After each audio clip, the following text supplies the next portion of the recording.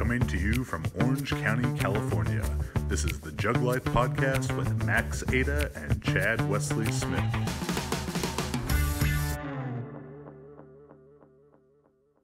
Is through this system, I mean, I'm sure something that you're running into is, early specialization, like you just said, that they haven't done anything else. And whether you're a hockey fan or coach hockey athletes or baseball players or football players or weightlifters or track athletes, whatever, like the stuff we're going to talk about now is universally applicable. And I think that's the whole idea is when you're dealing with 15 and 16-year-olds, it's not about what sport they play, it's about making the athlete. So, if we make Mark Fitzgerald becomes the king of Canadian hockey, which is really just the king of Canada at that point. But, and you have to make the decisions about what those 4 or 5-year-olds are going to do on all the way up through these different levels. What's important for that first stage of development? Well, I think first stage is exposure. I think there's not enough emphasis on exposure to other activities or sports outside of your chosen sport. Which again, the fact that you say chosen sport to a 6-year-old, like I use it with my son, and I don't think I'm crazy, but he wrestles, he does he plays hockey, he plays baseball, he plays soccer, and he plays flag football, and all of them are different, and they all give him, in my opinion, a variety of different tools to start to build.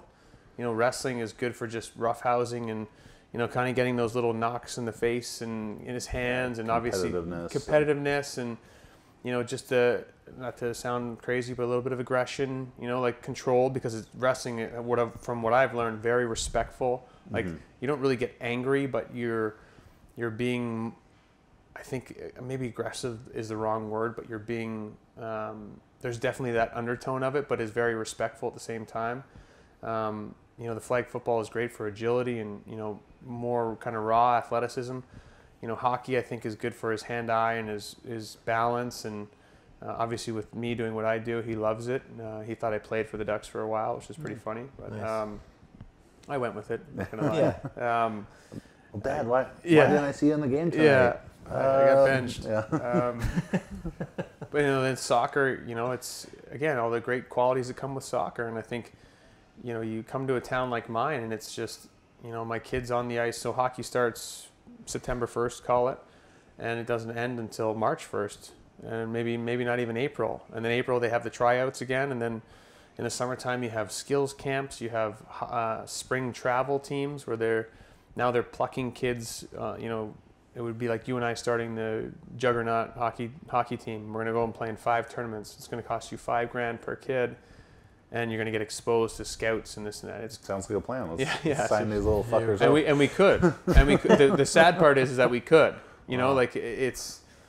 I think they're preying on people a little bit because there's so many experts out there, and where my company preaches, hey, one summer with us. Yeah, you might get some gains and you might whatever. You're going to learn a ton. You're going to get exposures to a lot of different things. But 3 summers, 4 summers, 5, that's where we're going to really show our value. That's what I try, and that's not the sexy pitch, right? Because they won't, what are you going to do with my 8-year-old? Nothing. He's not welcome here until he's ready to train. Wait till he's in grade 8, and if he starts to show some signs of, and we'll have some youth camps and stuff like that, but I say that to people and they just look at me sideways. Because it's like, well, no, I want to pay you to train well, no, just go buy a basketball net. Oh, and that's the other part too. Like a basketball net for him to shoot hockey pucks through, because. But it's funny when I say not do hockey. But when I say play another sport, it's hilarious because people go like, well, we just don't have time. I mean, it's another. I'm like, no, like just play it, like just play recreationally. Yeah. You're still going to get some benefit. Hey everybody, that was a excerpt from episode number 110 with Mark Fitzgerald, the director of strength and conditioning for the NHL's Anaheim Ducks.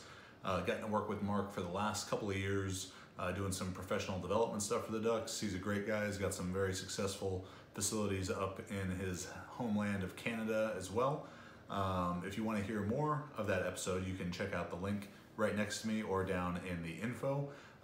We talk more in depth about youth hockey culture and long-term athletic development, as well as how to balance the speed power qualities with the aerobic capacity qualities necessary to be a successful hockey player, and that's going to have carryover to so many other sports as well. I'd also suggest you check out our youth training considerations episode of the JuggLife, which is also linked here. Thanks for watching. Please share it with a friend.